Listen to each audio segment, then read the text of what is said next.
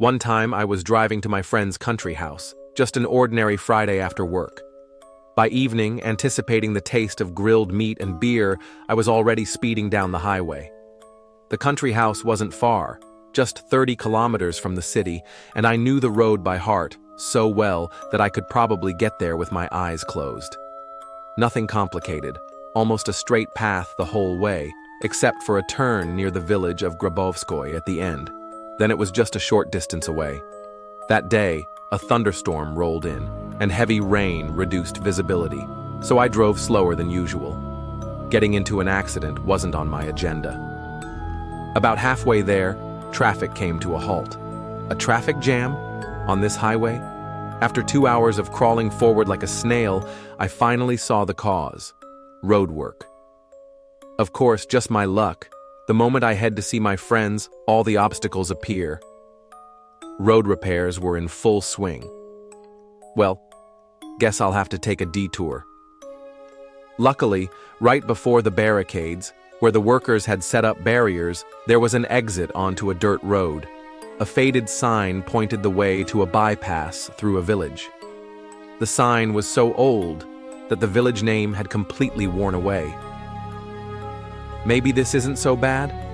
I'll lose some time taking the detour, but after that, I'll still get to my friends in no time. As I turned onto the dirt road, I noticed something odd. I was the only one taking this route. All the other cars turned around and drove back toward the city. Weird. Maybe they knew a shorter way? Oh well. I had already committed to the turn, and I wasn't in the mood to go back. Of course, there were no streetlights on this road, and it looked ancient. Clearly, not many cars had passed through here in a long time, though it was hard to tell with the road being washed out by rain. Better not get stuck in this swamp of mud and clay. Driving was tough, especially in my old sedan, which was far from new. Then, in the distance, rooftops appeared. By now, it was already past midnight. The rain had turned into fine hail, pounding against the car. Great, just what I needed. Continuing in this weather was almost impossible, so I decided to call my friends, let them know I'd arrive in the morning and try to find a place to stay overnight in this village. Hopefully, someone would take me in. I grabbed my phone. Of course, no signal. It's the 21st century, yet take a turn off the main road for a few kilometers and you're in the Middle Ages. Oh well. Hopefully my friends wouldn't go looking for me in a drunken haze, and by morning I'd be on my way. I pulled up to the first houses. It seemed like this village was just a single road lined with houses on either side. Speaking of houses, they didn't look particularly inhabited. I couldn't see much of the others yet, but the first two shocked me. Calling them old would be an understatement. They were crumbling, rotting, overgrown with thick, impassable bushes. Not a single window was lit. That didn't surprise me. It was late, after all, and people were probably asleep. But were there even any people here at all? Suddenly, lightning flashed. For a brief moment, I saw a silhouette on the road. Tall, unnaturally so. Its arms seemed longer than a human's. It was wrapped in tattered rags. As the lightning illuminated the street, the figure sprinted toward the nearest house. It all happened in an instant. I thought to myself, maybe, because of poor visibility and exhaustion, I imagined some kind of monster. Of course, it was just a person trying to escape the storm, running home. I reassured myself. Great. That meant there were people in this godforsaken place, and I could arrange to stay the night. I really didn't want to leave the car. The rain was so heavy that even a minute outside would soak me to the bone. But I had no choice. Sleeping in the car wasn't an option. I pulled up as close as possible to the house where that person had run, grabbed my bag and some cash, just in case the homeowners asked for payment for lodging. Gathering my courage, I dashed out of the car and ran toward the front door, under the porch. I was instantly drenched. It was freezing and damp. Damn, early October weather is something else. How does that song go? There's no bad weather in nature. Yeah, right. The porch I stood under was leaking, but it was still better than standing in the pouring rain. I knocked on the door. Hello? Anyone home? Silence. I knocked again. Nothing. Tried the handle. Locked. What now? Running to another house meant getting soaked even more and probably catching a cold. No, I wasn't about to risk that. Maybe I should check around the house? There might be another door. Time to investigate. With that plan in mind, I moved along the wall toward the corner of the house, glancing briefly through a window. For a split second, I thought I saw something move. Pushing through the thick, overgrown bushes, I reached the back of the house. There was a door here, leading to a garden, though I wasn't sure the crosses standing there could be called a garden. Wait. Crosses. What are crosses doing here? The backyard looked more like an old cemetery than a vegetable garden. Something was definitely off. I barely had time to process what I was seeing when, behind me, a door creaked open with a deafening screech. Without thinking, I darted inside. The door slammed shut behind me. Must be a draft. The air was thick with the smell of dampness, must, and something burnt. At least the rain was no longer a problem. I pulled out my phone and turned on the flashlight. A quick glance at the battery, 15% left. I scanned the room with the beam, a table, a chair, a mug, plates. Yeah, I was in a kitchen. Then I remembered. Technically, I had just barged into someone's house uninvited. I should at least announce my presence. Hello? Anyone here? Mind taking in a guest for the night? I can pay you if needed. Silence. Only the rhythmic sound of raindrops tapping against the roof broke it. If no one was home, maybe I could quietly spend the night. If the owners returned, I'd explain everything. All right, I had a plan. I just needed to find a bed. No way was I sleeping on the floor. There wouldn't be a bed in the kitchen, so I had to go deeper into the house. The wooden floor creaked loudly under my steps. The atmosphere was unsettling. Nighttime. An old, abandoned house, a private cemetery in the backyard, creaking floorboards. Every horror movie I'd ever seen flashed through my mind. A chill ran down my spine.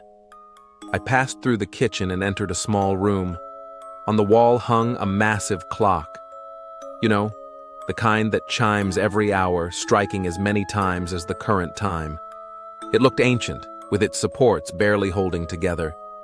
In the dim light, I also noticed a table covered in ragged cloths, stained with dust, dirt, and something else. The room was in terrible condition. Wallpaper peeled from the walls, the ceiling was stained with water damage, and overall, the place had a haunting, decayed feel. Smudges of dry dirt covered the floor, and next to the table stood a spring bed. Its headboard was badly rusted, making it seem like no one had lived in this house for a long time. No one would sleep on such an old bed. No one except me. Sleep overtook me unexpectedly. Of course, after an entire work week of sleep deprivation and more than 5 hours on the road, exhaustion finally won. Damn, these last 30 kilometers to the cabin felt way longer.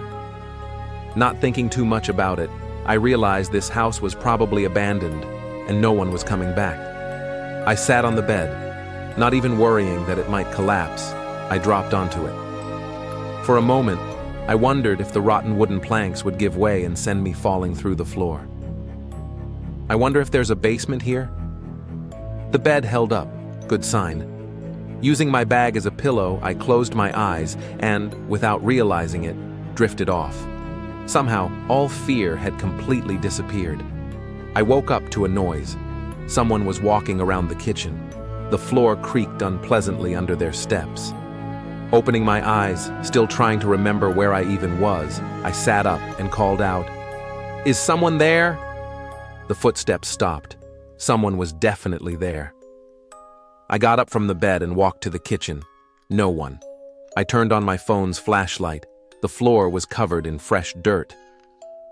What the hell? What walked through here so filthy? And where did it go? My thoughts tangled with fear. As I turned toward the kitchen exit, I saw a tall shadow flicker into the next room. I ran after it. More dirt. The trail led toward a small hatch in the floor. How did I not notice it when I first entered this room? So, do I go down there? Hell no. I hadn't fought any monsters yet today.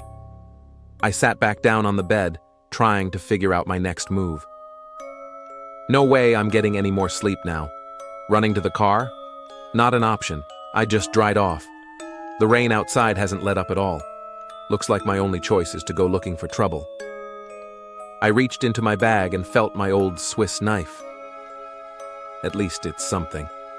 Though if this is some supernatural crap, I doubt it'll help. Summoning my courage, I stepped toward the hatch. But why? What if something interesting was down there? I had to do something. What if it's a werewolf? After finishing my argument with myself, I started opening the hatch. The handle was covered in that same dirt. The stench that hit me made my stomach turn. It reeked of death. This is beyond messed up. But I've already gotten myself dirty, might as well see this through. I lifted the hatch and shone my phone's light inside. Wooden steps disappeared into the darkness. Nothing else was visible. Great. Descending into the unknown. Then I noticed my phone's battery, 5% left. All right, so I go down quickly, take a look, send whatever's down there back to hell and go to sleep. Sounds like a plan. Just as I leaned forward to start my descent, something shoved me from behind. I tumbled down the steps. Silence. A sharp pain in my head. I was lying on something hard and unpleasant. Reaching out, I felt a rough, porous surface. A bone. This is a bone. I jumped to my feet and swept my flashlight across the space. The entire basement floor was covered in bones and human skulls. I was completely paralyzed with fear. Where the hell am I? Who pushed me? How do I get out of here? As my thoughts sluggishly tried to process what just happened, something stirred in the corner. Something was sitting there, eating, judging by the wet, smacking sounds. Suddenly, the noise stopped. It began to rise. It had to be at least 2.5 meters tall, long, dry legs. Its arms hung lower than its knees, and its fingers, or were they claws, were curved like sickles. The head was disturbingly full of teeth. It looked like an elongated, half-eaten skull. No eyes, or maybe I just didn't see them. With a blood-curdling shriek, the creature lunged at me. I dropped my phone, barely dodging, and fell to the ground. "Get up! Get up!" I mumbled to myself. The beast twisted around and charged again. This time, I wasn't fast enough. Its razor-sharp claw slashed across my chest. Pain exploded through my body, but not just mine. The creature collapsed beside me. A Swiss knife was lodged in its chest. "Run! I need to run! I don't have another knife." I leaped to my feet and scrambled up the staircase like my life depended on it. Because it did. Grabbing my phone off the floor, I heard it. That thing was already back on its feet, racing toward me. Summoning every ounce of strength I had left, I climbed the steep steps, no longer caring that my hands and feet were digging into dirt and death. Then, a violent tug at my leg yanked me down. Thank God my boots had zippers instead of laces. One quick pull, and the boot stayed with that bastard while it tumbled back down. I wrenched open the hatch. Outside, dawn was breaking. Snatching my bag, I hurled myself at the front door, the locked one. I slammed into it with all my might, praying I could bust it down. But whether I was too light or too weak after everything, the door held firm. The impact sent me sprawling backward. The latch. There was a latch on the door. Idiot! Blind idiot! I scrambled to my feet, rushed to the door, yanked the latch free, and then I heard it. Right behind me. A low, ragged breath. I didn't look back. I wrenched the door open, bolted outside, and sprinted to my car. The rain had stopped, and a thick fog blanketed the ground. I jumped in, yanked the handbrake, and floored it. Glancing in the rearview mirror, all I saw was an old cemetery. No houses. But standing there, motionless, were 5 of those creatures, watching me leave. I made it to the cabin. When my friends saw me the next morning, they were stunned, speechless, filthy, a deep, bloody gash across my chest, one missing boot, completely disheveled. My friends stared at me in confusion and finally said, "There's no village there, just an ancient cemetery." It's been there. Wait, there was a village, but it burned down over 100 years ago. Everyone who lived there died, and they buried them all on the ruins of the village. Yeah, I think I'll take a different road home.